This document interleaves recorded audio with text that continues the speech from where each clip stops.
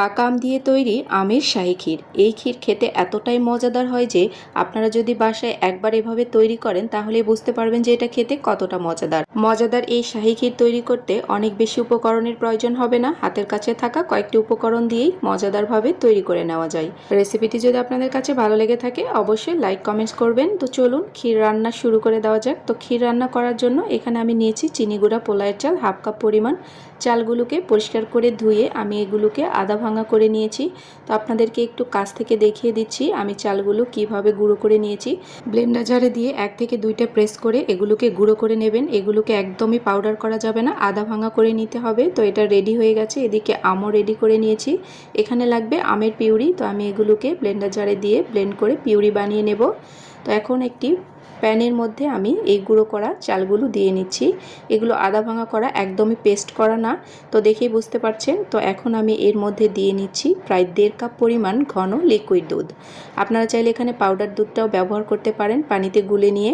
তো আমি কিছুটা পানিও দিয়ে নিচ্ছি যেহেতু দুধটা অনেক ঘন। তো দেওয়ার সাথে সাথে এটাকে অনবরত নাড়াচাড়া করতে হবে, না হলে প্যানের নিচে লেগে যাবে। তো এই পর্যায়ে আমি একটি সাদা এলাচ আর একটি কালো এলাচ ব্যবহার করছি।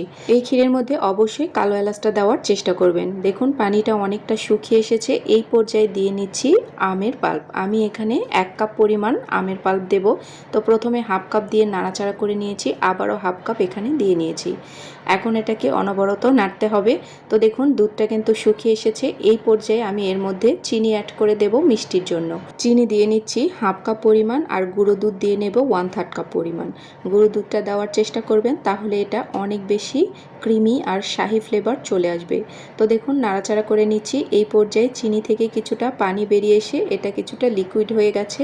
তো এটাকে আরও কিছুক্ষণ রান্না করে পানিটাকে শুকিয়ে নেব। তো দেখুন এই পর্যায়ে চিনির পানিটাও শুকিয়ে এসেছে। এটা কিন্তু প্রায় মোটামুটি হয়ে এসেছে। এই পর্যায়ে কিছু ড্রাই ফ্রুট দিয়ে নিচ্ছি। আমি এখানে পেস্তা, কাজু বাদাম এবং কাঠবাদাম কুচি ব্যবহার করেছি, সাথে কয়েকটি কিশমিশও নিয়েছি। আপনারা আপনাদের পছন্দ অনুযায়ী যে কোনো বাদাম এখানে ব্যবহার করতে পারবেন। এরপর 1 টেবিল চামচ পরিমাণ ঘি দিয়ে নিচ্ছি সবার লাস্টে। এই পর্যায়ে ঘি দিলে এর ফ্লেভারটা একদম শাহি চলে আসবে। তো আপনারা এইভাবে একবার আমের ক্ষীর বাসায় অবশ্যই ট্রাই করে দেখবেন।